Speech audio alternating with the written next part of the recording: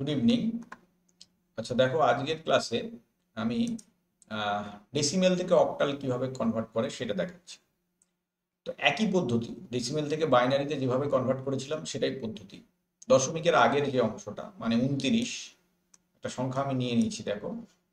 আচ্ছা, 29কে আমাকে কি করতে হবে? প্রথমে 8 দিয়ে ভাগ করতে হবে।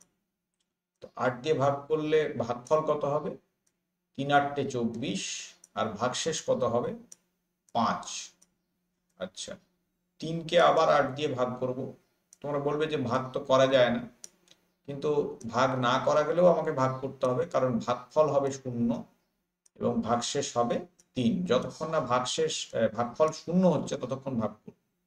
এইবার আমি উল্টো দিক থেকে ভাগশেষগুলোকে উত্তরে লিখে দেবো। তার মানে কত লিখবো? 3 আর 5, 3 5 3 5।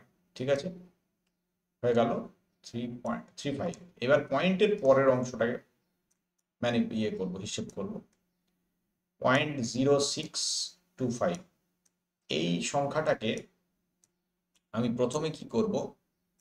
8 দিয়ে গুণ করব। আচ্ছা, এখানে কিন্তু ভাগ নয়, হ্যাঁ, এখানে গুণ করব। দেখো, 8 দিয়ে গুণ করার পর খারাপ লাগছে, লিখি। এবার 8 দিয়ে গুণ করলে কি হবে? এটার মান হবে 0.5। একটু তোমরা ক্যালকুলেট করে দেখো, এটার মান হবে 0.5। ঠিক আছে, আর 0.5কে নেব, 0কে ছেড়ে দেবো। 0.5কে আমি আবার 8 দিয়ে গুণ করব। কত হবে? 5 8 40, তার মানে 4.0। এইবার দেখো, এই পয়েন্টের পরের অংশটা কিন্তু 0 এসে গেছে, তাহলে আমাকে আর যেতে হবে না, তার মানে অঙ্কটা মিলে গেল। এইবার ওপর থেকে নিচে পয়েন্টের আগে যেটা ছেড়ে দিয়েছি সেটাকে উত্তরে লিখবো। মানে প্রথমে কত লিখবো? 0, মানে 35 পয়েন্ট প্রথমে হবে কত? 0। তারপরে এইটা লিখবো যেটাকে ছেড়ে দিয়েছি, 4। তার মানে উত্তর হচ্ছে 35.04।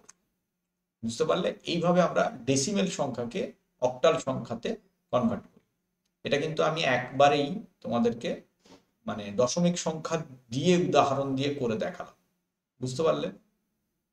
আচ্ছা, এইভাবে যদি আরো থাকতো, মানে দশমিকের পর যদি আরো থাকতো, তাহলে এই পরের পার্টটাকে নিয়ে আবার 8 দিয়ে গুণ করতাম, এভাবে চলতো।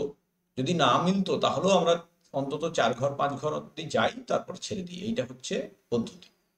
ঠিক আছে, তো আজকের ক্লাসে আমার এইটুকুই বোঝানোর ছিল, শুধু ডেসিমেল থেকে অক্টালে কনভার্ট করার পদ্ধতি। নেক্সট ক্লাসে তোমাদেরকে অক্টাল থেকে ডেসিমেলে কনভার্ট করার পদ্ধতিটা শেখাবো। থ্যাংক ইউ সকলকে। প্রত্যেকটা ক্লাস অ্যাটেন্ড করো, ভালো লাগবে, বুঝতে পারবে।